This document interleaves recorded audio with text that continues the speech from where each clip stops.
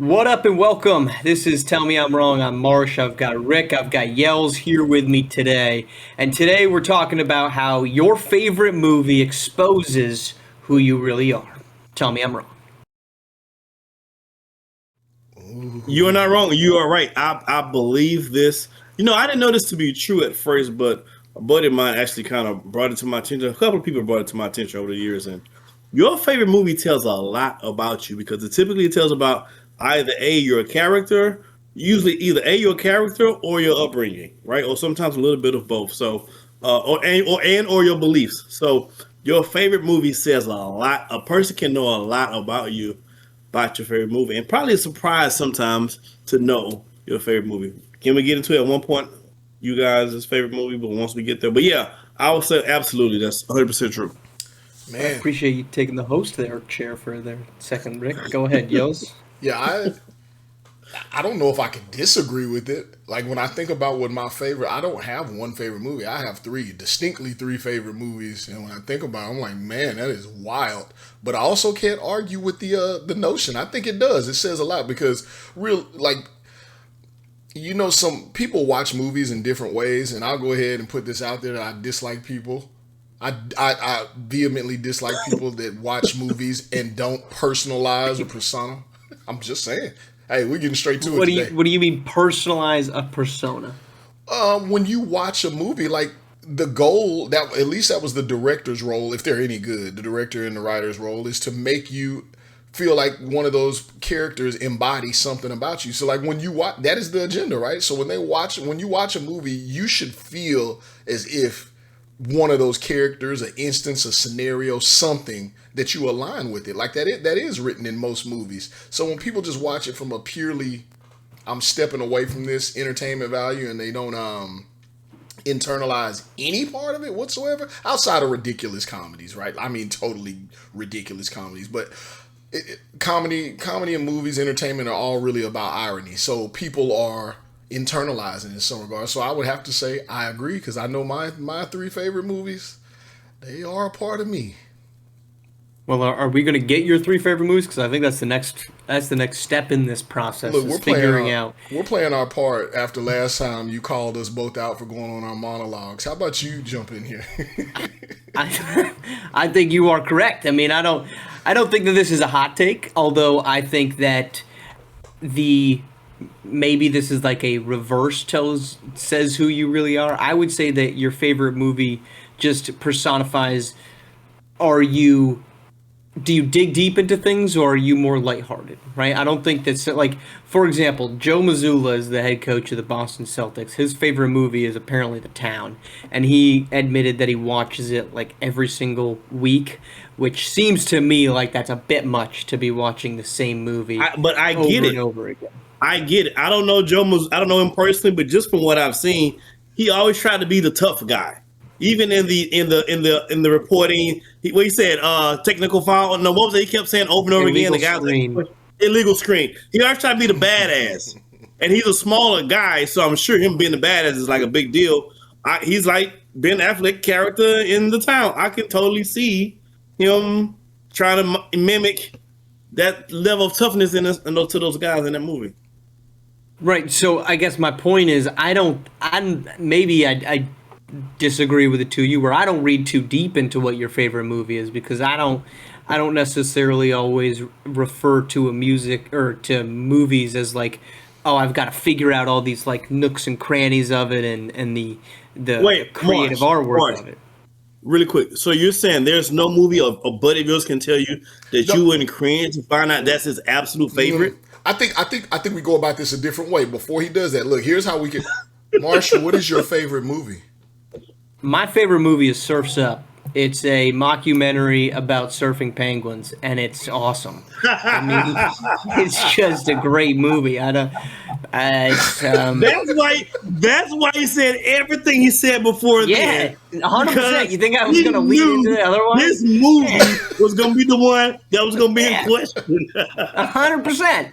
I knew that I needed to provide some protective barrier for myself on this. I'm not an idiot. He's not being honest, Rick. He's not being honest. So I've never seen Surf's Up. He's being real honest. He just chose to save his own ass first before he rolled out the top. But that's what I'm saying though. So I've strategy. never seen Surf's Up, but I'm gonna watch it and I'm gonna figure out who you are on that movie. It says something. Oh, it says It's something. a great movie. It's a great movie. Features It's a great Shia LaBeouf in his prime. Shia if LaBeouf had a there's prime. Oh my god. Yeah, before he went totally crazy. Zoe Deschanel has a voice acting role. Actually, it's perfect that we're doing this movie or this episode today because Yells, your hair actually looks identical to one of the characters in the Yells movie. has seen it. He's seen the movie I've too. never seen it in my life. I promise. I can't remember the guy's name. I'm gonna get it, and then you can superimpose that over this You in already post know it's gonna get production. done. You already know. I mean, but that's what I'm saying. It's like, is that a critically acclaimed movie? No, it's not like it doesn't make you think. It doesn't make you feel anything outside of just casual enjoyment. But it's just a simple movie. So I feel as if your favorite movie says more about you, not in that like, oh, my favorite movie is a horror movie, then you must be a psycho. But more so, it's like, I'm just a little bit more of a casual person when it comes to movies. That's what I would say. It exposes you of. We're going to find out some more of your favorite movies, and maybe that's the broader question. What's some of yours, Rick? So to speak on I want Marsh, some. I want the one.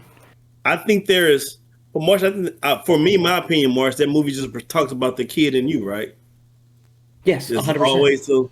Yeah, so I can find a correlation. Anyway, for mine's, my all-time favorite that I fell in love with as a kid. It's the Karate Kid, the original one. All-time favorite movie. And it wasn't until some months ago I never really looked at the correlation. This is why I'm glad it's such a great, fun topic because I'm only months old before I realized the movies have to kind of say something about a person's character. So, but someone pointed out to me, it was like, oh man, we were sitting at dinner, had a regular conversation, and the conversation came about movies. And I said mine, and it was like, oh, that makes sense. And I was like, what makes sense? Well, they point out to me it's about Miyagi and Danielson, which is kind of like my dad and myself.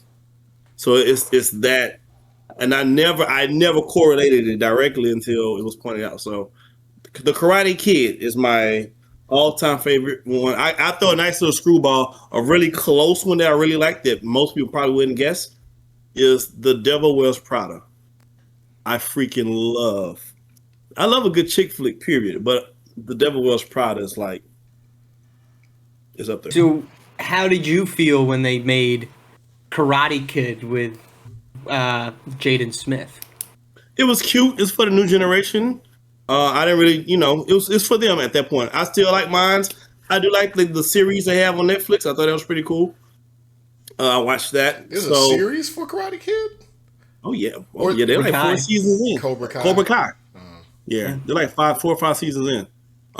So yeah, it's for the kids though. But I'm with the OG on this one. They made multiple versions, right? They made sequels to that. They got a new, the original one has 3, and I think they've made like 3 or 4 more since on some new mix types of stuff. Jaden had one. They did one with a girl one time. I think they got a new one coming out now. So. How did you feel about the sequels? The follow to the original, not Jaden Smith's version. They were all good. That's what I liked about it. They were all good. They all told a similar story with a different twist. You know what I mean? So I like all 3. If I'm flipping the TV and it's on, I'm stopping. You're watching it. I'm watching it. Yeah. Yells, your favorite movie, or you said you have 3, which I feel maybe I'll just curve it. So since y'all didn't put many out there, y'all put y'all's top one, but we can come back to some other favorite movies. And my favorite is not what I consider the best movie of all time, but I do have to name those 2. So my favorite movie is Mean Girls. I feel a lot better about my Surf's Up now. I feel like I was gonna walk into like you two talking about like Shawshank Redemption or something. So I feel a lot better now. No, it is. It's Mean Girls. I do watch it at least once a month on rotation. I watch it habitually. Like I love the movie. We can get into all of that later, but like personifying roles and loving them, I'm absolutely, as we say in our promo, I am Regina George. every bit of Regina George in that movie. Would be the giveaway. All right, yeah. And So then, what's that? Go ahead. No, keep going. Keep going. No, my other favorite movie is probably what I consider the greatest movie of all time for me, and I do watch this one probably more than I watch Mean Girls. I just don't love it more. It's Infinity War.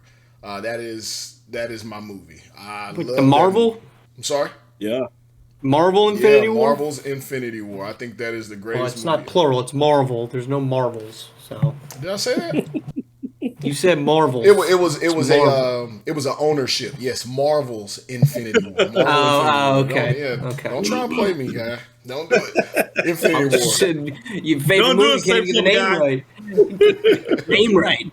What? So that I feel like that's a surprising one because if you listen to, a lot of big name directors today, like they despise the superhero movie.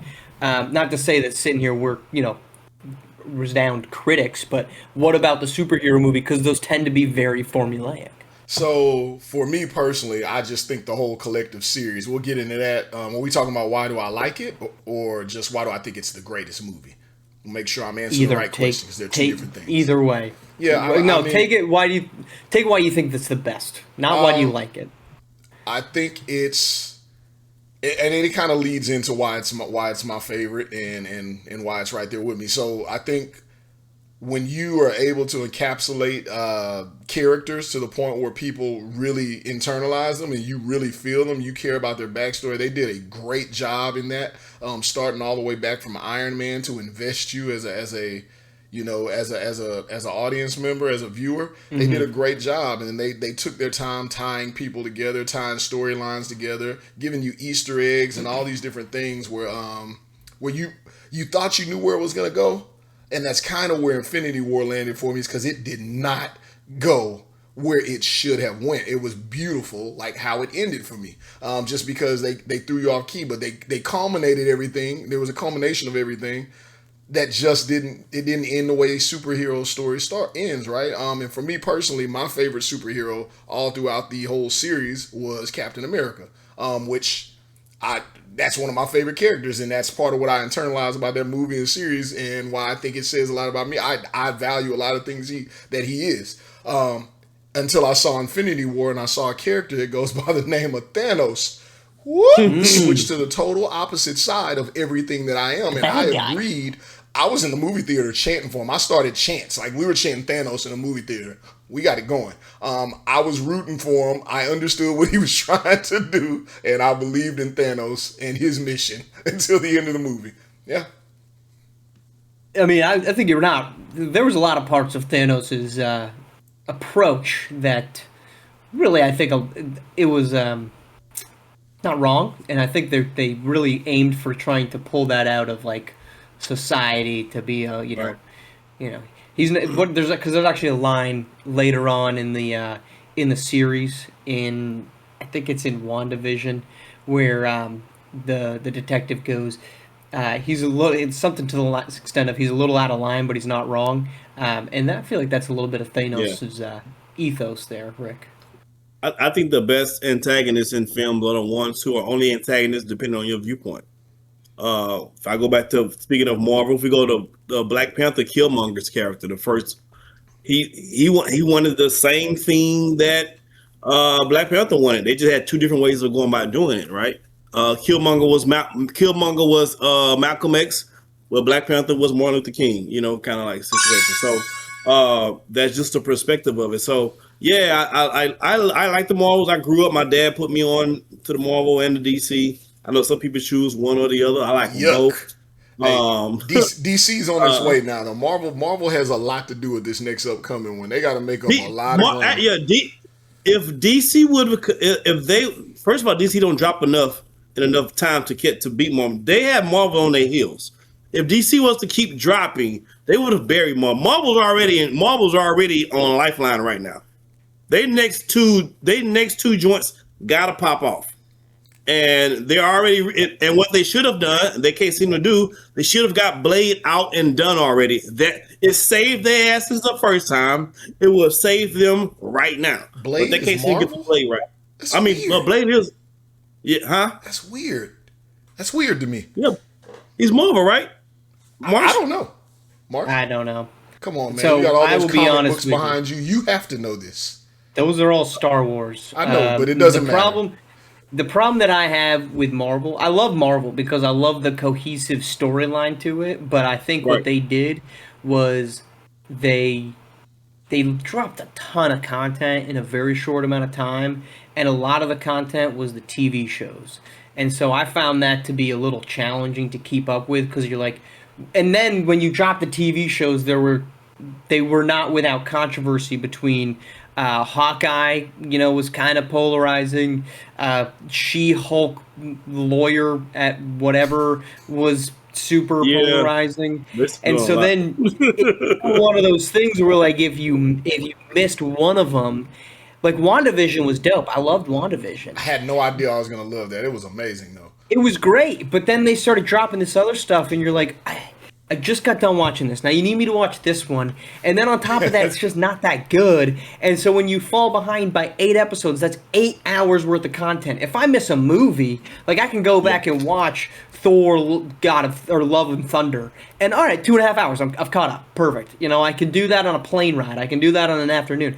Like I remember the only reason I somewhat caught up was because I got sick and I was home for a week, and I was like, well, I got nothing better to do than watch movies or watch TV shows. So I feel like that was kind of the problem. But I am appreciative of their cohesive storyline. The problem But Marvel faces now. that's the Disney effect. That's why I don't want Disney. I don't really watch Star Wars anymore because Disney gonna stretch everything out so thin. I can't really watch Star Wars now because there's the 14 different versions. They're doing the same with the Marvel stuff now. That's the Disney effect. That's why I didn't want. That's the downside of having a conglomerate like Disney owning the rights to those things because they want to water it all the way the hell down, and they're doing it with Marvel now.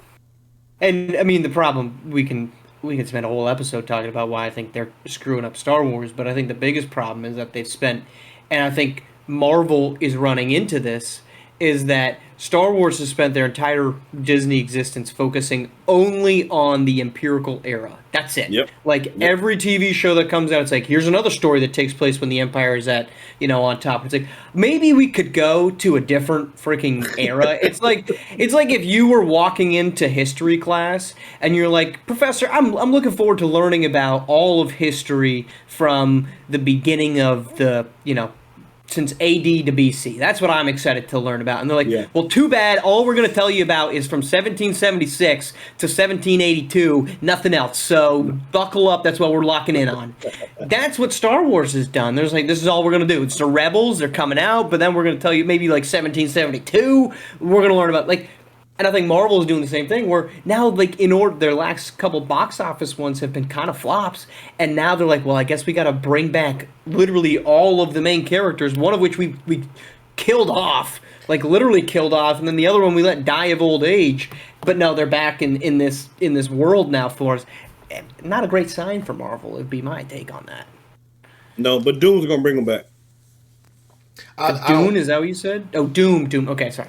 Yeah, I don't want to get too far off the reservation on our show today, or especially with the kind of things we steer away from. But there's some other reasons why Marvel has not been as successful, in my opinion, because they've chosen to take polarizing topics and ideologies and put them right on display, like almost like it's an underlying theme of the movies, when the movie's supposed to be the movie. Like, you got to separate some of this stuff. Obviously some people are going to agree, some people are not, but you can't just put it right in Front Street like that. So not a great I mean, it's a little frustrating sometimes on both sides of the spectrum to sit there and be like, this is what we're going to get upset about either direction. Right. Main character is XYZ, and on either side you're going to be bothered by that. Seems a bit excessive. But I will say one thing, and Rick, it's why I'm kind of surprised that you didn't mind the sequels to Karate Kid, because that ability to tell a cohesive story, I thought Marvel early on did a really good job of that, and that's, I think perfect timing. Stranger Things just finished up, and people are absolutely railing on the last season. I've had people tell me that they thought it was the, Game of Thrones repeat, in that, like, this last season completely ruined everything that came before it. It's challenging to do that when you're trying to put together 2 to 3 pieces and have that storyline not start to contradict itself. It's very difficult to do. This is why only a few movies go down in history as the best to do it, or series is, or series, movies and series. When I think about series, the best to do it, some of them you talk about The Wire, fantastic, or you talk about Breaking Bad or something like that. So cohesively done. When you talk about films, I think it's even more of a challenge to do so because there's so many gaps in between. I think Robert Zemeckis has done it the best, in my opinion. Back to the Future 1, 2, and 3. For those. We talking about movies now. Y'all don't want to get me started. My history in movies go. Before we go there, Rick, I want to hear. I want to hear you talk. Second. I want to hear you talk movies a little bit. I do want to come back and see what some other ones Marsh likes. So I need to hear some more Marsh faves other than Surf's Up. I got to. I'm a big Goonies fan. I'm a big Goonies. The Goonies is just a classic movie. Yeah, yeah. I mean, obviously it came out a little bit before my time, but I loved it. It was very entertaining. Not to get us right back onto the Star Wars conversation, but like they came out with Skeleton Crew a year or two ago, and that felt very Goonies TV show. But I like that. Movies that are just a little simplistic, and I'm here for entertainment. Like that's been my biggest problem, and I'll watch a movie, I'll finish watching a movie, and I'll be like, that was a pretty solid movie. And then I'll look it up to see what people thought, and it's just like, this was stupid, this was stupid, this was stupid. And I'm like, was I entertained for an hour and a half to 2 hours? If the answer is yes, it's a good movie. If the answer is no, like if something about it, the acting was a little off or something, then I'm going to be like, I don't know, that was kind of boring. But what movie's a no to you? Give me a no example for you, Marsh. I'm not picky when it comes to movies. I'll say this, genre-wise, I can't do horror movies. I cannot do horror movies. The closest I can get. Oh, 100%. But it's the thing. Do I want to be entertained or do I want to be scared? I don't do horror movies either. The closest I will get to watching a horror movie is Get Out. And even that one, it makes... And I will say this. This would be like... That's one of the few movies where I've watched and be like, oh, I really liked it. They did this, and this. When she's sitting there with him and the mom is sitting there in the living room or the dining room or whatever, and she's rubbing her spoon. Yeah. It made me so uncomfortable that I muted the TV. I was like, we're not doing this anymore. I don't feel good. I'm turning that off. And I just waited until I turned on subtitles. I muted it. Wow. I said, once that's off the screen, I'm done. So that's a movie where I was like physically, I appreciated that and I liked everything else that Peele has done, but that would be the furthest into horror I can go. And my wife loves horror movies, and she's constantly like, let's watch. Like, Halloween is the worst. October's the worst month for me because all she wants to do is watch horror movies. I'm like, I'm not hanging out with you then. Like, I'll see you in November because I'm not watching this. Yo, what do y'all think crazy. What do y'all think of people who? What do you think of the notion of just liking one genre of movie? Because there's lots of people that are like that. Like they really just stick in a lane. Like you said, Marsh, like they're not just entertained to be entertained. It's like I gotta watch, investigative drama only. Like I don't ever want to laugh or what be it. Man, look, I think the people who only watch one genre of movies, I think when you find them often than not, they're pretty close off individuals in real life. Like I think it makes sense when you see the person who says I only watch this and that. As you have a conversation and dialogue, you be like, yeah, I can see that. Even if it's a contrasting genre, right? But if they really just box themselves in, because you're not well rounded or versed in anything other than what you're into. So you can only go. In certain conversational aspect or from a relation standpoint to relate to standpoint, your view is so limited and so skewed. So it doesn't make you a terrible person. You have your own preference, but it does make you limited in certain aspects. I mean, do you wake up and only eat the same thing for breakfast and the same thing for lunch every single day? And if the answer is yes, then you probably might like one type of movie and movie only. And I'm just not going to sit here and watch a comedy every single day. Would I enjoy watching comedies? Sure. But I like a thriller. I don't like a horror movie, like I said, but I'll take a thriller. I'll take a story, like it's not a documentary, but like The Big Short. I love watching The Big Short because it's like informative, it's interesting. So I'm with Rick that if you're just gonna sit here and say I watch one movie type and one movie type only, I spread your horizons. It sounds like you like white bread with butter every morning and that's it. It sounds like your movie does say a lot about you, because I can say, for me personally, if you only watch one genre of movie, whoever you are, like I can't be around you. Like we're not gonna have much in common because we can't have we can talk about one thing. Like there's no opposition. I think it's wild. Yeah. So I guess it does say something about you, right? It most certainly does. Yeah, I'd say it says that you psycho. You got a little safety zone, and you're not comfortable with that. With jumping outside of it. Can I admit something to you two when it comes to watching the movie, just actually watching the movie? Yeah. I've started to watch movies like I watch a TV show. I'm actually in the middle of watching a movie like a TV show, in that I watch for like 30 to 45 minutes, and then if I get uncomfortable or if I get a little uninterested, I pause it and I walk away. Right now I'm in the middle of watching The Rip on Netflix with Matt Damon. I watched it yesterday. Where did you stop? Where did you stop? Spoiler alert for if anyone wants to watch it. I just stopped where they just got shot up and the cartel guy comes out. And he goes, "It wasn't us. Talk to you later." Yeah. Okay. And so so that's where I'm at in the movie. It's a good one. Part of it, I stopped watching because I had to come up here and record, so that's part of the reason why. But I also started watching it. This is my second time watching it, so I'm going to be hitting in 3 increments, And normally I choose it at like an opportune time. I'm like, this is kind of like pace change, so let me just pause it. Let me go do something, and I'll come back to this. And I have to say that is just it is vehemently wrong to watch a movie that way, Marsh. Why? What's wrong with that? I got other things to do. I agree.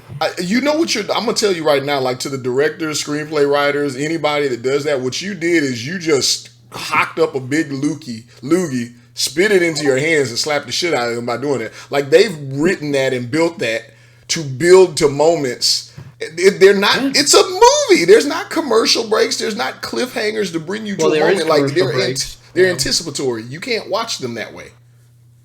I mean, look, Netflix has commercials unless you're going to fork over a lump sum of money that I don't feel like doing. So there is commercial breaks. But, I mean, now I've just got the anticipation building. Who was it then that went after them? Who shot up the house? Who said to get out of there? And how involved, spoiler alert number 2, how involved is Matt Damon? Because he's not revealing some information. Now I'm curious. I want to know, but I have other things that I felt like I had to clean up. I had to clean the bathroom. Let me know next week what you thought about when you finally finished it. It's going to take you. You got 2 more days to finish it. Apparently, I'll probably finish it tomorrow. We're recording on Monday. I'll be done by Tuesday. I am sure of it. Okay, so right. You're big anti that, just straight anti watching movies. Yeah, if it's a movie, watch the damn movie, man. I hate when the wife gets up in the middle when anything breaks my attention during the movie. Like it really pisses me off. Like I am in the movie when I watch it. Like I'm there. You know what I'm saying? Like I am not separate from it. And to your point, Yells, I tell, and every woman who's ever dated me, or every woman who's ever dated me knows this for a fact. I only have to be on time for one thing and one thing only in my entire life. The movie theater. I have to be on time for the movie. And when I say on time, I mean I need to be in my seat when the credits, when the previews start. I don't want to come in when the movie. No. I need the whole experience. I have my popcorn a certain kind of way. I have my drink a certain. I'm real anal about my movie experience. And if you're late meeting me at the movies, you will be left where you stand. I am not waiting on you at the movies. I have a very hard line in the sand about that. So yeah, I'm with you guys on movie experiences for sure. Well, let's dive into that. Your popcorn. What's your popcorn situation? What do you need? So I do the popcorn. I do the popcorn. I do halfway. So I go put the butter on, and then I bring it back so they can fill up the rest. Put the top it off, and then I get jalapenos. Jalapenos. I have jalapenos. Popcorn with the jalapenos and butter. That's my concoction. Okay. Yells, do you have a specific way you go about doing the butter? Or the popcorn, I should say? Yeah, just make sure the butter gets a little bit of everywhere. move it up, shake it around. I'm not a bit. I'll be honest. When it comes to movie food, I get pissed off every single time. So, like, it just What? never really does the trick. You know what it's gonna be. Yeah, it's gonna be the same thing. $100,000, and it's not gonna be what it needs to be as far as taste. Now, here's where I get going. If your icy machine does not work, like if your Coke icy, you know what I'm here for. You better have the goddamn Coke icy machine working, or I'm coming across the counter. Yes, it'll get ugly. My icy order is usually mixed. It's usually the Coke and the cherry mix. I don't really do the blue that much unless I have to, but the Coke and the cherry is my mix. Yes, I'm with you. Yo, is this like maybe I'm the oddball out here then? So is it icy in your neck of the woods? Like you gotta, it's popcorn and the icy. You gotta have. Yes, They go. 100%. They go together. I've never done. I don't even know how many times I've had an icy in my life. I've never had an icy. God damn it, Marsh! Damn it, Every what? episode. Look, man. I don't even, honestly. I'm gonna be frank with you. I don't even know if up in Vermont they have icy machines. They probably just Yeah, have a Target, right? I don't know. Every Target has icy machines. They did not have Target when I grew up in Vermont. Like Target, if it's even in Vermont, is just within the last decade. If one even exists. For a long time, for all of existence, there was not a Target. I will say, here's how I get my butter on the popcorn, because I don't always have the opportunity to get him to stop halfway, is you get a straw. And then you're going to put a straw right on the underneath of that butter nozzle. And then when you push it down, it's just going to drop right through the straw. Oh, That's genius, But the actually. straw, so this is your tub, and then you just pull the straw slowly out. Yeah, it's the move. You've won today. I am going to the That's movies the tomorrow to see Marty Supreme, and I'm going to get the straw with the butter. Genius. It's the move. Genius, Marsh. You had it in you, man. I know. I don't have the slushy. I don't need the straw for a slushy. I need the straw for my butter. That's And then where if you I'm ruin the whole. That's where you said But I've such done a it. great I've done thing to tear it apart. Like, how could you do that? I'm not saying there's anything wrong with it. I'm just saying I haven't been exposed to that opportunity in my life. That's all. And then, you know what's a nice little touch too is if you can't do it with like a shelled candy, but if you drop in chocolate into it, so like plain M&Ms. yeah, you probably could do that because it would probably melt it, and then you get a little bit of the little chocolate bites every now and again, but you don't know when. You don't know when you're getting it. I don't want to drizzle, but I don't do that one too much. I understand that. I'm just not a mixed sweet and savory kind of guy. If I'm savory, let me stay savory. If I'm sweet, let me stay sweet. I will say this, as somebody who likes to watch what I'm eating, if I'm going to a movie and I'm not eating popcorn, why am I going to the movie? That's what I'm saying. That is such an integral part. I mean, look, we need to keep movie theaters alive just in general because it's it's a great, unique experience. We need to keep it alive simply for the movie theater popcorn because exactly. Hey, Magic Johnson used to have hot wings, so we already lost Magic Johnson theater, so we lost our hot wings. So at least let's keep it alive for Magic Johnson used to serve like regular food. Wait, Magic Johnson, the basketball player? Yeah, Magic Johnson. Wait, you're not aware Marsh he had his is own from Mars. chain of theaters? Jesus. No, he had movie theaters too. Man, are you serious? That was his first I did not business know that this. kind of really got him going. We do have an episode incoming about Magic Johnson. You're going to learn a lot. He had like 15, 20 of them. He had more than that. Across the U.S. He had more than Really? No, I had no idea. My God. I hadn't. No, did not know this. Let's Vermont did not have that. That's wild. It's time to take a break. It is time to take a break. That is really wild. It is time. I can't believe you, Marsh. Rick, I think it's time for an ad read. You guys ready? All right.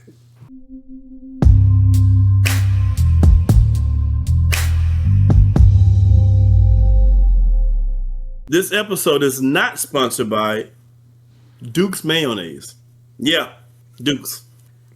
A name that sounds like it stole land, and owned at least 3 people, all before brunch. Now, before you clutch your pearls, I beg you to clutch a spoon, a tablespoon at that, and dig right into a Duke's mayonnaise jar and eat it right out of the container. Like the world's best ice cream, because it is. I've never liked mayonnaise before, but slap the name of Duke in front of it, and somehow This jar of aggressively white energy slid into my routine faster than Shannon Sharp slides into OnlyFans mouth. I put it on sandwiches. I put it on my potato salad. I even added my daily dose of ranch dressing smoothies. Oh my gosh. Hell, nowadays, I put it on just about everything. With a name like Duke, how could you not trust that it'll get the job done? So next time you show up to the barbecue bringing a jar of Duke's mayonnaise, tell them Rick Blaze sent you. Wow. Big Mayo fan over there. I had no idea, Rick. The fan of the Dukes and mayonnaise. Rick, what's happening, man? Rick, are you a mayo in your coffee? I love me some mayonnaise. That's a move. Don't people put mayo in their coffee? Is that a thing? I've heard people do that. Yes. Is it butter or mayonnaise? No, I've heard people do mayo. Man, I've heard people are nasty. Ugh. I've heard people eat French fries with ketchup and mayo. No, that's not putting it in your coffee. That is what y'all said, right? Okay. Yeah. That's what we said. Didn't the Titans quarterback there, Will Levis, I think he did it. Didn't he talk about doing it? Yes. I'm like 95% Will Levis. Yes. He was the first one that went public with that information. Yeah, he's known for putting mayonnaise in his coffee. Quirky habit that started as a joke in college. And now he has a lifetime endorsement deal with Hellman's and is branded Mayo Mocha. Mayo, that's a nice ring to it, though. And this one is disgusting, a mayo coffee scented cologne. What do you mean? This one is disgusting. Mayo and coffee is disgusting. Yeah, well, now you want to smell like it? I don't want to smell like mayo and coffee at the same time. Well, you had to talk to Rick about that. Rick eats ranch dressing smoothies with mayonnaise. No? You're not a ranch smoothie guy? I'm not a ranch guy at all. You don't like ranch? I despise ranch. Now, ranch dressing or ranch seasoning or both? I don't care. Ranch, period. I don't do blue cheese because it's ranch cousin. Why? What did ranch do to you? I had a bad ranch experience as a kid, and I'm good. I've been good ever since. You had a bad ranch experience as an adult too, and I witnessed it. It was crazy. What was that? What was the bad ranch? That's because I wasn't supposed to have it no more because I already had it as a kid. And I was at that was the wine tasting event? Nah, this was. Luckily, we were at my place because we were going to call the EMS. Like, you lost it. It was crazy. I was like, is he allergic? I thought he went so insane that I thought he was joking. He was not. It. I can't even put it in words. Puking? He didn't. Can you imagine? Imagine someone having to do all the puking they could ever do, but not doing it. Like that's just imagine whatever physically comes along with that. That's what he was doing. It was like watching Peter Griffin. It was like it was like every facial expression. He was losing it. I didn't even know what was happening. Yeah. Can you share the origin story of the experience as a kid? I mean, geez, ranch is just such a basic thing. I've never heard somebody afraid of ranch. No. And one time I was at a restaurant. I ordered. I saw I didn't like it, wanted, and the waitress said something. I never had someone ask me the question. She was like, "So what about ranch you don't like?" And I was like, "I don't like ranch." She was like, "But ranch isn't a thing. It's a combination of things." I was like, damn, you're right. It is a combination of things put together to make that. I was like, but that combination is like a bomb to me. Like those things individually, I'm cool with, but that specific combination together that makes ranch dressing, I'm totally out on. And the story behind it is even crazier because the story behind it is about a ranch flavor and not actually ranch dressing. But for some reason, I've tied them both together, and it has the same effect.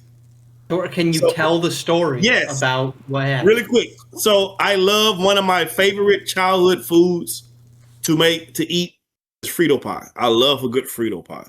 And so I remember I was going to the store, told my mom I wanted Frito pie. She said, go to the store and get some Fritos. So cool, I go get Fritos. and I go to the store, but they don't have regular Fritos. They only have ranch Fritos. I'm like, yeah, not really a big deal. It has chili and cheese. It's gonna be covered up anyway. Not gonna really matter. So I get the ranch Fritos, and my mom makes a Frito pie. I'll get the chili, the cheese, or the whole nine on the ranch Fritos. And I was puking the rest of the night, bro. So you got sick from. So it's the classic. Yes. You got sick from something, and your body has tied it to Yes. the ranch. Could have been anything. Could have been rancid meat for all you know, but you're gonna tie it to the ranch. No, but now when I smell it, I can still, I can still get a queasy feeling. So it's legit at this point. Yeah. I've heard that makes sense. That origin story makes sense because I've heard plenty of people that are. You're muted, Yells, as you try to talk. He's back. very muted. He's very muted. When you reacted to it, when I saw it wasn't that it was nasty or it was going to make you vomit. It's that it was attacking all of your organs in a vicious manner. Like it was the craziest response. That's what it is. What have I done to him? I didn't know what else. Felt so bad. Yeah, I had a girlfriend I kicked out the house because she. I made her leave the house immediately because she gave me a food item that she told me was not ranch, and I was like, "That looks like ranch," and she knew I don't like ranch, and I read the box, those little pinwheels that she got from Sam's, and I was like, "Man, that kind of looked like it got ranch on it." She's like, "Boy, I don't know." I said, "Let me see the box." I read the box. It must say ranch. I said, "Man, you get up out my house, man." Yeah, roll. So would that be like the scariest movie for you? As if someone made a movie about you About ranch. having to like save a family member or eat ranch? Yeah, everybody dying. So all right, situation. You are at a restaurant, and let's say somebody is life or death, and you have to do some type of CPR that to resuscitate them, but they have like a little bit of ranch on their cheek. Are you like, I'm out? You lived a good life. We'll see on the First of all, my CPR card is expired, so I'm no good there. So technically, I can't do it. And the fact you got Don't look for you for help. Dribble. Yeah, you got a wrench dribble. I'm out. Like I can call somebody for you. I can go get somebody, but nah, I'm not participating in those activities. You'll let this person die if they have a ranch anywhere near them, and it's above me now. this isn't your decision. It's above me. I'm not the give or take of life. If they're meant to be, they will be. No, I get it. Ranch has a way of scaring people like that. Rick has a fair. I think his stance on it is fair because it's like it's either them or him. It's not him that day. It ain't be me. It ain't be me. I ain't dying. He might. I mean, he thinks he might die if he. Yeah, that's what I'm saying. It's life or death for both of us. So I'm not going to take myself out. Right. It's a selfish maneuver, but it's a logical one. It's self-preservation, Marsh. The entire country's built on it. Hey, just because we're on the heels on it, and I know it's not that topic, but you said you ain't gonna take your own self out. You wouldn't take yourself out, right? You wouldn't do that. I guess CJ Stroud subscribes to your same logic because he should have got the hell out of that game. Oh, I'm not having this conversation. I can't believe good, honestly, over here. I can't believe you brought it up. Actually, I'm disappointed that you even brought this up. I did. Can I say it you on record? Called me, I called you. You called me yesterday. I did not take your call for a reason. I didn't want to talk about it then, and I don't want to talk about it now. I want to say it because I would like to take this public, national, global platform to tell you, CJ Stroud, you are no longer welcome in Houston. Don't come back. Don't come back here. Don't let me see you. Don't let me see you. Don't do it. Did you guys just sign him to an extension? And that's going to be kind of challenging. Did we? We haven't signed him yet. I think he signed him. I mean, look, it's a pretty good time over here as a Jags fan. Tell you what, at least we lost a game with some decency. So feel like not nearly as bad as that guy is. If you're watching on YouTube, Rick is sulking like a 12-year-old. The name, I remember this. I wanted to share it. So the name that Yells with his hair looks like is Reggie Belafonte from Surf's Up. I love it. And that is him right there. If you're watching on YouTube with the giant hair, so Reggie Belafonte. You know what I watched last night? Since we're talking about movies, I tried to watch this movie. Rick, you've talked about it. Marsh, I know you've never seen it. I tried to watch it again because I appreciated it in the past. I couldn't leave. I had to turn it off. I tried to watch Pootie Tang and I had to turn it off. I had to. I think that it was quite possibly the greatest and most ridiculous movie I've ever seen at the same time. You ever? Hey, listen, man. Listen, if you just got home from work and it's been a long day and you've been irritable all day, don't cut on Pootie Tang. That's not the movie. But if you're at home, the kids are gone, the wife is gone, you got the house to yourself for the rest of the evening, and you indulge in something that have you feeling pretty good about yourself, cut on Pootie Tang. It's going to be an enjoyable film for you.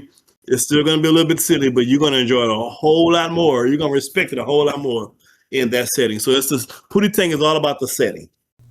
What do y'all think? I always kind of talk about these kind of movies.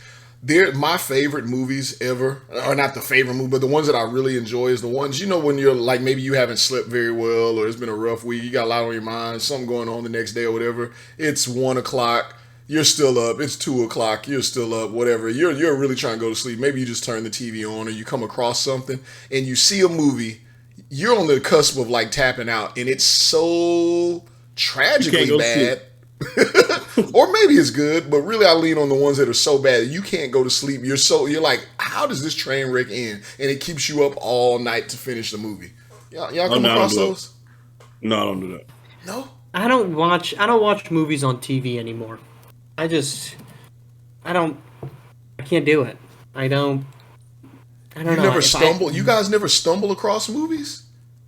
I don't stay watching bad movies. The movies that I think is so bad, if I'm not interested, I'm out. I'll check out in a minute if I don't like it. I think I only do it at night, but yeah, I'm with you on that, but only at night. And then, so Marsh, you don't, every movie you watch is intentional?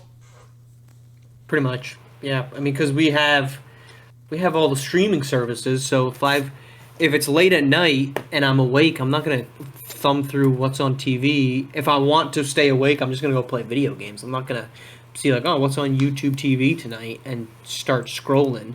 And if I want to watch a movie, if I'm in the mood for a movie, I'll just find something that I'm interested in and I'll watch that. I have never, I shouldn't say never, since adulthood, I have not ever found myself scrolling the TV channels to see what's on, because I also don't like, unless I stumble upon it and it's at the hour or the half hour mark, like the movie is just starting, I'm not going to put in a movie 30 minutes in and be like, oh, I wonder where this is going to go. I'm missing a lot of key details from the beginning. So, like, unless I've seen it before, and if I've seen it before, I'm not going to start watching it halfway in. I'll be like, I'll just watch this later when I feel like watching it. I think it still has to be near the beginning. Like, I've never just picked up a movie in the middle, but like you have the guide, you can tell it kind of started. But I think for me, that's where I come across some of my favorite and some of my most hated actors. Maybe that's my next question is, like, I stumbled across a movie back in the day. It was so, I was like, I can't believe that this actor is on a movie where someone cast him. He was so terrible. And I'm gonna frame this so I can tell y'all who it is. Rick's gonna laugh. He's a terrible actor, to the point where he got a role in a movie where he didn't talk. But I had to see the original movie to appreciate when he had a role where he did not say words. And his name is Bokeem Woodbine. He's in a movie called Life with Martin Lawrence and Eddie Murphy. And he's in a few other movies where he doesn't say much. And there's a reason. He's quite possibly the worst actor in Hollywood. Oh my gosh. Let's see. I'm trying to see what he's in. And you can only appreciate those kind of things when you watch a really bad movie. Have I seen Life? No, I have not seen Life. Oh, Marsh, you've never seen Life? On. Marsh, you would love Life. That is some actual. Yeah, you would absolutely love Life, bro. Yeah, you would. Eddie Murphy, Martin Lawrence, Bernie Mac. You would absolutely love Life. Without a doubt, you would love that movie. I'm willing to make a wager you would love this movie. Right up there with Bokeem Woodbine, though, I'll tell you. And you're going to be watching it for the first time? Yeah, that's comedy gold. You're sitting on comedy gold right now.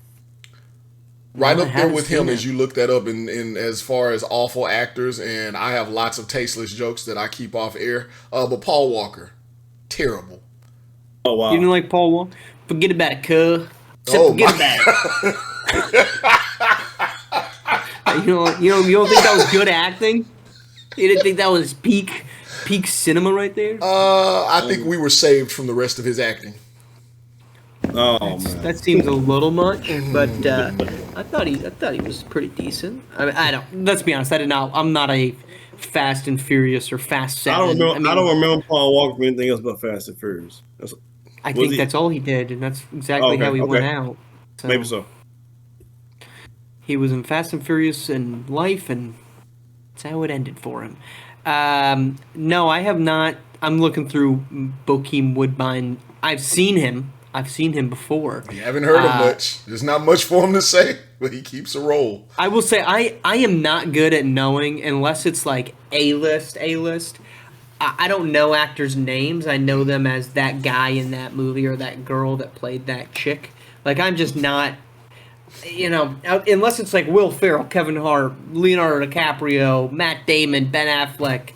Most often I'm like the guy that plays Saw Gerrera in Rogue One. And I've seen him before. I can't remember what his real name is, but that's pretty much how I go about knowing who people Can we do top 5 actors or actresses? Oh, this would Start be with you fun. two, then. Anybody got something in mind? well, number one for me. Go ahead, Marsh. Go ahead. I was just gonna say I don't necessarily have it in order, but I would say No I order. will always watch a Leonardo DiCaprio movie. I need to see his latest one, but regardless of what his personal drama, I will always watch a Leonardo DiCaprio movie, and I will always watch a Tom Hardy movie. I will, if they're in a movie, I will put it on. Same with I guess I'm creating top 5. Same with Jake Gyllenhaal. If he's in a movie, I'm gonna want to watch it. Come on, give us two more. I like watching Matt Damon, Ben Affleck. And they're kind of like always in movies together. But I think for what I've seen of the Rip so far, he's doing a pretty good job. But I would say Matt Damon is one that I typically always watch. And who's freaking A? No, I wouldn't say that's I'm definitely. Those would be the 4 that I'm like definitely watching. Maybe Brad Pitt too.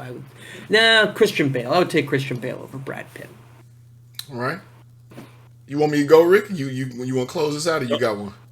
Don't matter. Let me go. It doesn't matter. I'll jump in, give you the last floor. I think for me, it's gonna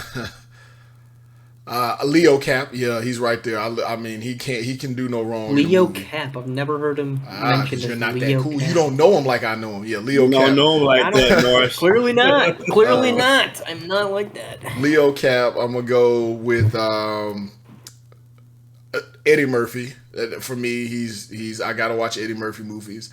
I'm a Ben Stiller guy because I think his brand of comedy is one that I'm on board with. And I know he has a hand in most of the things that's written. Charlize Theron, love her. Love Charlize Theron, and she takes damn good roles. And she's amazing. Charlize Theron, and I would say lastly, that last one always gets tough, doesn't it? Oh man, I may have to come back on that last one. I may have to come back. Yeah, I think I do. I'd say I put Leo on my list with y'all. I think Leo's unanimous. I go Denzel Washington. I mean, Denzel is the guy. I think that's a hard miss for all of us. He don't brick. You know what I mean? Denzel. If something bricks, it's not his fault. I go Will Smith. I think he's very underrated. I think movies like 7 Pounds, movies like what's the one where he's by himself in the whole world? It's just him and a dog the whole time. I Am Legend. I hated 7 Pounds, by the way. Not that because it was bad, because it made me feel things I did not want to feel at the age I was watching. That's why you put that movie, Pursuit of Happiness. You know what I mean? Very powerful movie. When he decides to be the man, he is the man. So Will Smith, I'll go. I said Leo. I said Denzel. I said Will. Let's go.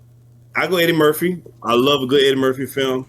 Then for my 5th, I'm gonna go with one of the OGs, which is the reason why a lot of actors get a chance to do their thing. Actors of color. I'm going to go Sidney Poitier. Round out my top 5. Yeah, I think I'm. One thing. Go ahead. Yeah. No, I was saying I'm still trying to think of my 5th. I think it might be Denzel, but I feel like I'm missing somebody where I watch all of their movies, and I may have to come back to. I really hope it's not Will Ferrell because I feel like it might be, but I think it I mean, is. I would say I would always put, and we just watched because we did not see that it had come out. Uh, Murder Mystery 2, a pretty much a mock of Knives Out. But if Adam Sandler's putting together something, I'm in for it because Grown Ups is top 3 movie for me of all time. I love that movie. I'm not even lying to you. We literally took a vacation to a location because of Grown Ups.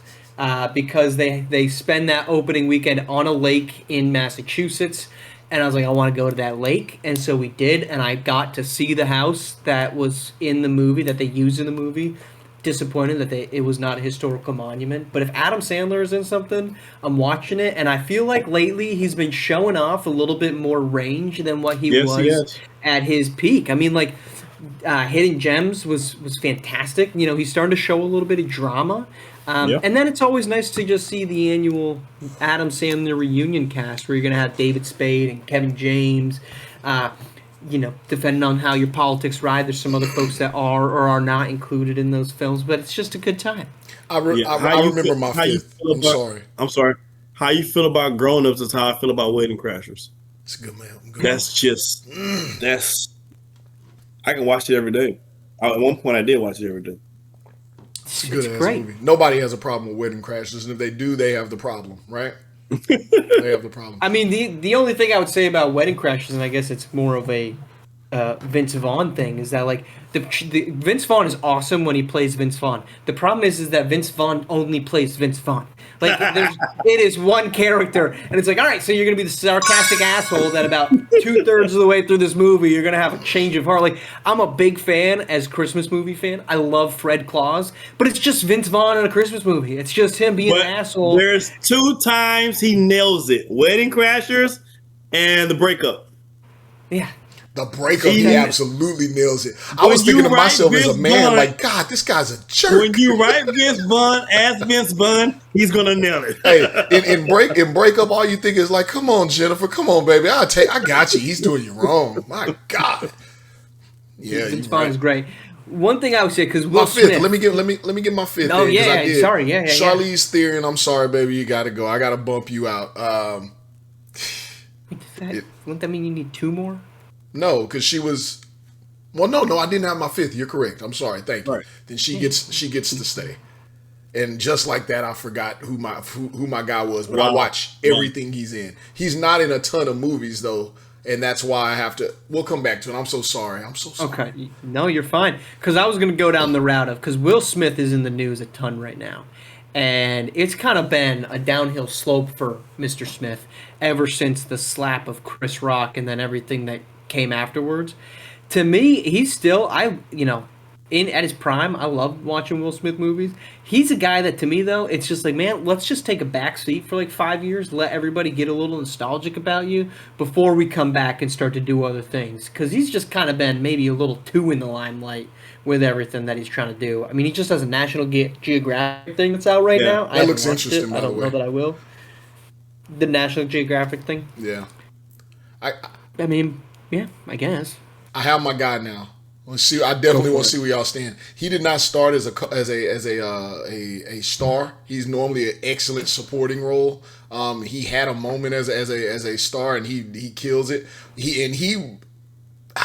It's not a whole lot of range, but god damn it, it's an intense actor. I love, and I may have to order him. He's probably one of my top 3 actors. Joaquin Phoenix. I love that guy. Oh, for sure. Oh yeah. People don't remember when he was first coming about and he was supporting roles in movies. He is amazing. Yeah, he's fantastic. Joaquin Phoenix. Did you watch the second Joker? No, I'm not Doom or playing. I'm not playing those games. I don't do musicals. I'm not playing those games. That what a dumb movie. I didn't It's watch a it, musical? but I'm glad I did. That's why I haven't it's a seen it then. musical. That's why I why. haven't That's seen why it it on bummed. That's why it bummed. The director decided to go completely left field and try. You do too much. But Joaquin The Phoenix formula is still in the it. formula was already there. You wasted the talents of Gaga and Joaquin Phoenix because you want to sing and dance all day. So I'm Joaquin's out. still in it though. Yeah. Yeah. To that point, I will watch it though. I will at least give it a try. No, I'm not. He's still in it. I don't. I couldn't I do don't like it. musicals. I don't do musicals If I either. wanted to listen to music, I would listen. I would put music on. All right. I'm here to watch a movie. I don't need you. Well- It's like I don't need you I will singing watch about how you feel. I will watch the musical if Eddie Murphy's in it. So I did see Dreamgirls because Eddie Murphy stole the show. No, Only two I'm a musicals hard I've ever no. watched is Dreamgirls and Team America. Fuck yeah. Was that a musical? Technically, I'm gonna say it was. There was a lot of singing in that. It was. But are they progressing the storyline via the song? In Team America? Nothing about that. It's the whole movie's progressive. The whole movie is progressive. or regressive. You can, it's so much. It's great though. What a train wreck. No. If you're gonna start singing, like it's why I won't watch Wicked. I'm sure it's a great series, 2 movies, but I'm not. If you're singing on, Ariana Grande is awesome, but I don't care to listen to you sing when I'm with you. something bad. As much as I love music, I do not like watching musicals. No, there's a time and place. I mean, it's why I've only. I mean, there's a lot of reasons why I've only been to one, but I've only ever been to one show on Broadway because it's kind of like I don't. Movies and shows will have music in them, and it does a nice job of like relaying the emotions of a scene. Right, Like, right. I mean, no better beginning to a movie when it comes to music than the opening sequence of Shrek with All Star in the swamp. I mean, it's right. fantastic. I just don't need Shrek singing All Star. Like, let Smash Mouth do it and move on. So no, I'm a big no musical guy. Have movies ever drawn or inspired you to do something after you watched it? Like, has it ever changed your point of view or impacted you in such a way that you did something? Absolutely. When I first saw it, so I'm gonna make a long story short. When I was a kid, Don't we didn't take it always long. we didn't always have cable. My household would go sometimes. Some months we have cable, some months we wouldn't have cable. So again, I was a big Karate Kid fan. So this was the time stretch in my life where we didn't have cable. So the Karate Kid was finally coming on TV. I hadn't watched it since forever. So it was finally coming on TV. It was coming on TV next, like in the next hour. And so I was pretty athletic. I was pretty active as a young boy. I'm like 3rd grade. And so I could flip, like do backflips and stuff then. And so I was so excited. My TV set on a TV stand. I know kids today don't have no idea what I'm talking about. There was a metal TV stand, and the TV actually set on the TV stand. I was so excited to watch The Karate Kid that I jumped on top of the TV, which sits on the TV stand. I flipped off of the TV, backwards off the TV. But my momentum or my weight caused the TV stand to start rocking, and the TV fell on my arm. I broke my arm 3rd grade. And I remember being in the hospital in the emergency room and me asking my mom, did I miss Karate Kid? Like I'm still trying to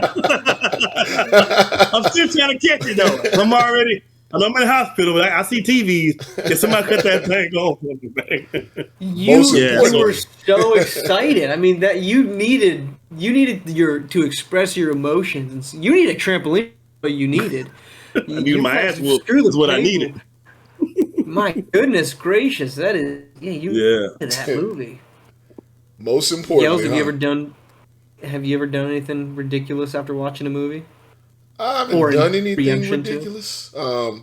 Changed my perspective. It was probably a life-altering movie for me. I would say my confidence as a person skyrocketed after I saw this old 80s movie. I think it was 80s. I didn't see it in the 80s, but I was probably like early teenager when I saw this movie called Weird Science. It's like a big hair movie, like the 80s joint. But yeah, that movie, my confidence perspective on like how you go about things changed after I saw that movie.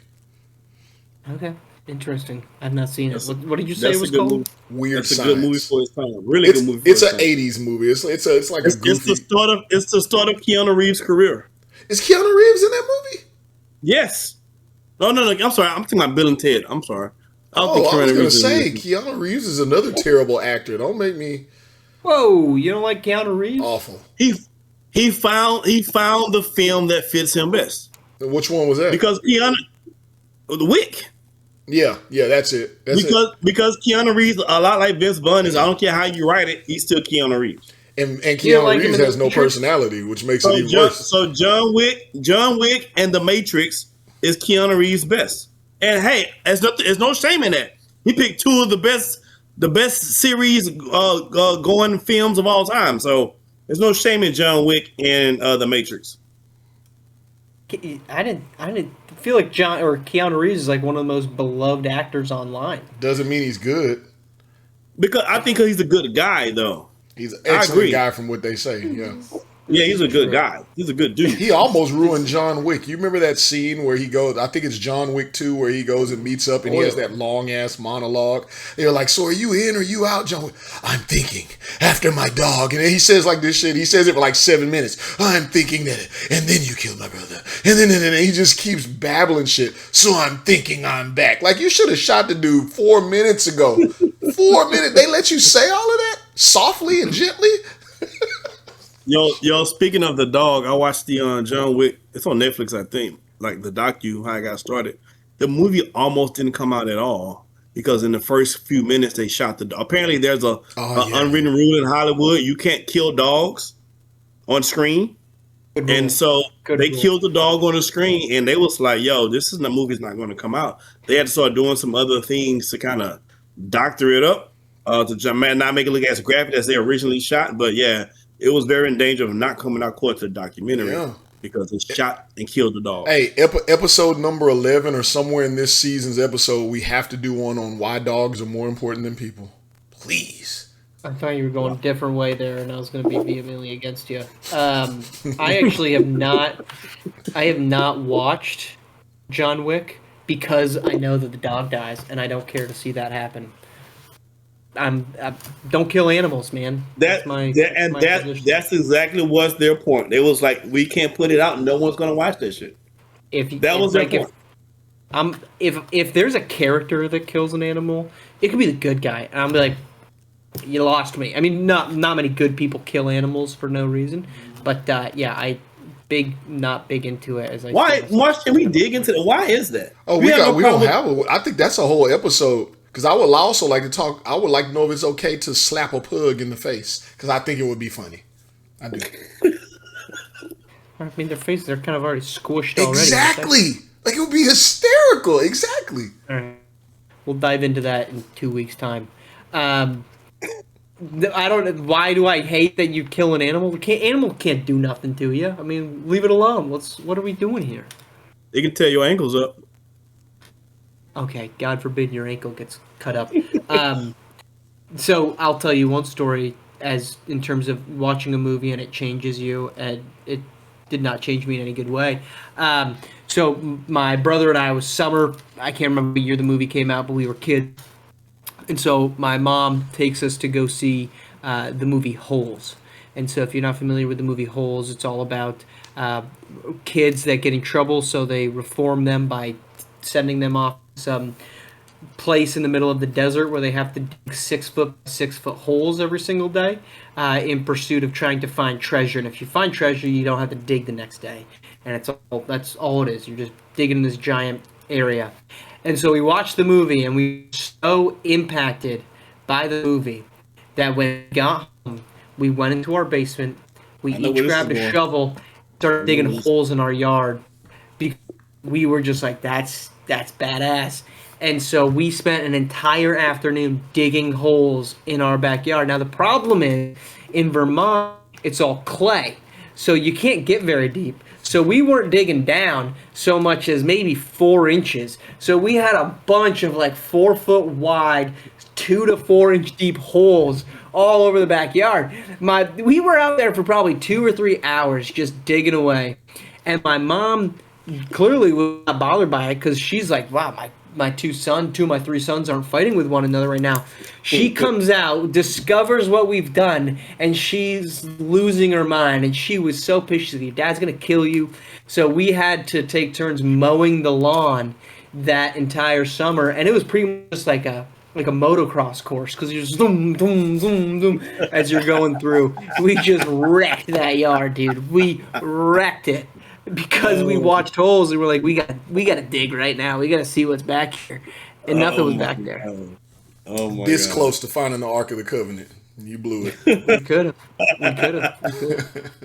As we wrap up, any mini wrongs from the week past? Anything to update the Hey, we're gonna audience rebrand on? that. You know what I hate.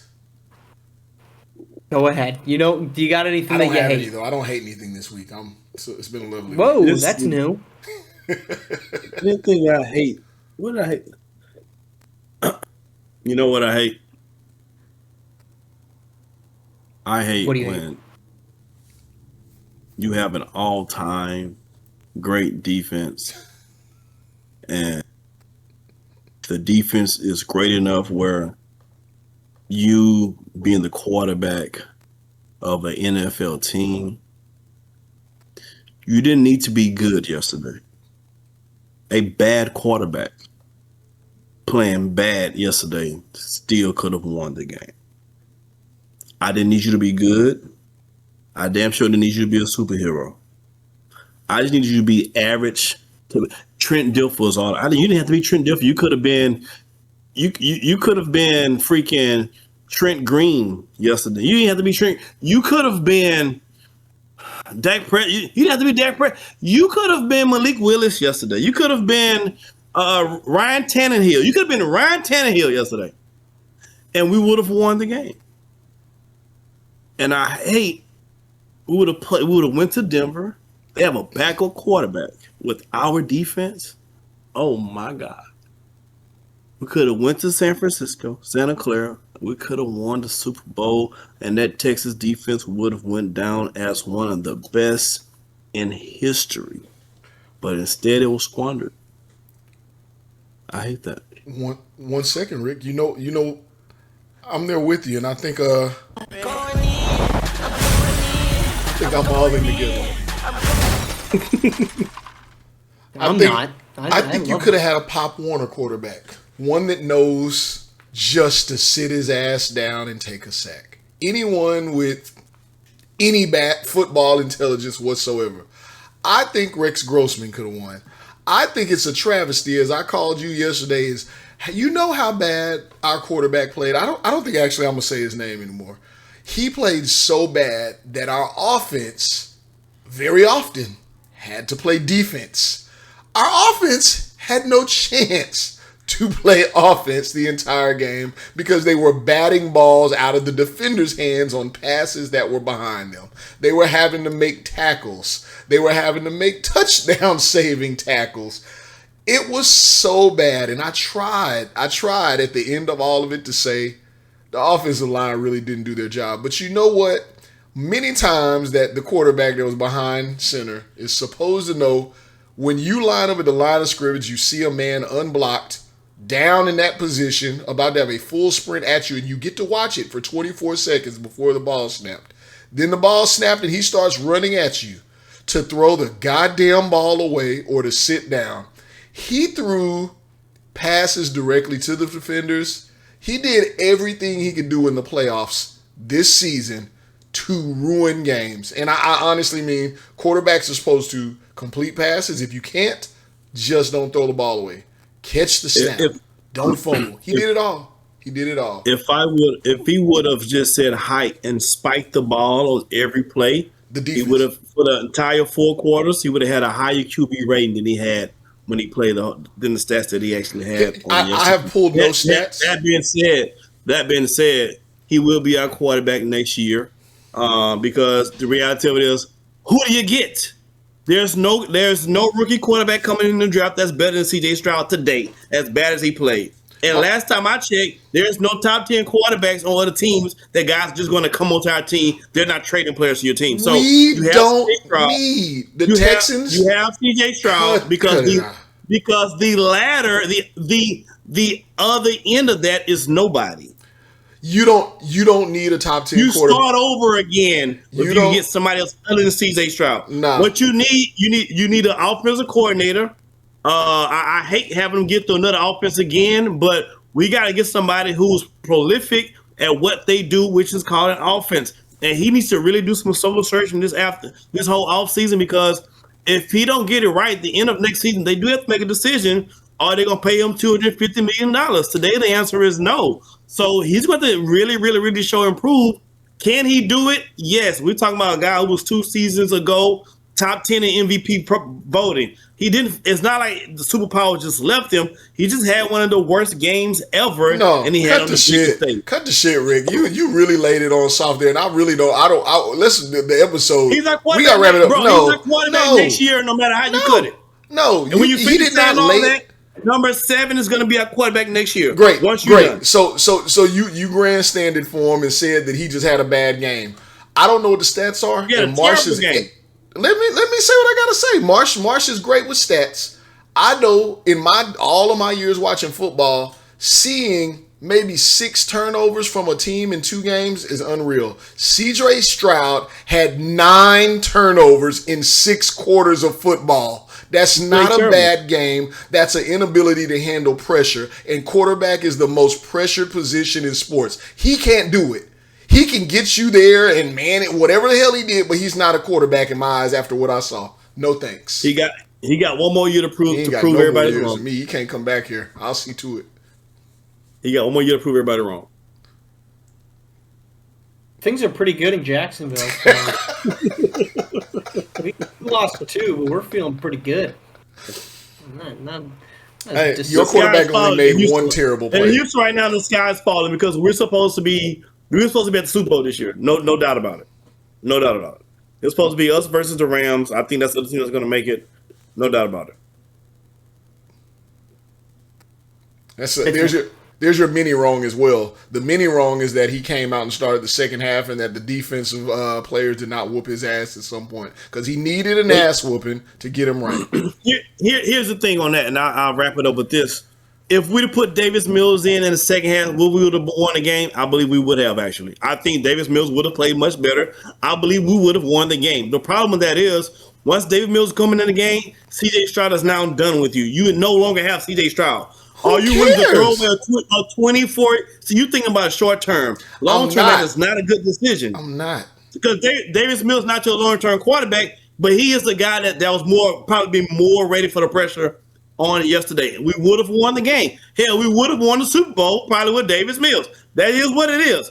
But your 24-year-old quarterback, and quarterbacks do not grow on trees, the 24-year-old quarterback who's 2 years removed from being an MVP candidate would have been no longer on your team, and there's nothing you can do about that. That is a huge freaking loss. And the Texas organization decided it wasn't worth putting Davis Mills back in the game. That quarterback will never be the same. Never. He will never be the same after that. Think Nick Anderson. He will never be the same. You can wish that all you want, but we saw it. He will never. He was throwing pass. He injured a quarterback. He injured one of his receivers. He threw the ball behind him all game. He had this dude tear his MCL throwing the ball behind him. He'll never be the same. We'll see. Not ACL. Yeah. We'll see. Quarterbacks have had terrible games and terrible playoffs in years before. He's not the first person to have that played so bad. Yes, he's the most recent. Yes, he is. No one's played that He's bad. the most recent. Everybody got recency bias. That's not the worst playoff quarterback play in history. Yes, it's pretty damn bad. Yes, but it's not the worst. Marsh, pull the stats next episode. It is absolutely the worst ever. You speaking on your feelings? I'm talking about facts. I'm talking facts. I'm talking turnovers. He's actually not the word. That's not the You're worst saying feelings. Game. I'm gonna give you stats that you can quantify so you can understand. I ain't talking feelings. I don't have to look at it because I know there's not been that many turnovers, drop snaps, interceptions, mistargeted passes. Everything he did was wrong for the majority of 6 quarters. He didn't even get it right until the second half of the last game, and he only played average. He did too much wrong. But this is why he's not the worst, because most guys that play that bad, there is no 2 games. They lose on the first one. So I'm telling you, so thank you, defense. He does not. That's how great the defense was. That's how good the defense. He don't play defense. He hung him out to dry. That's what I'm saying. But he, as terrible as he played, that is not the worst quarterback playoff performance in history. It may feel that way because it's your team and it happened yesterday. But it's statistically it's not. It's bad. I will say this. It's pretty damn bad. Sam Darnold, while it wasn't a playoff game, was caught on a live mic saying, "I'm seeing ghosts" when he was playing for the New York Jets, and he is now in the NFC Championship game. That's what I'm saying. Only quarterback in NFL history to win 14+ games in back-to-back seasons with 2 different teams. So I would say that I would agree with Rick here that if you're concerned about C.J. Stroud or thinking that he's not going to be the quarterback next year, I got breaking news for you. He's going to be.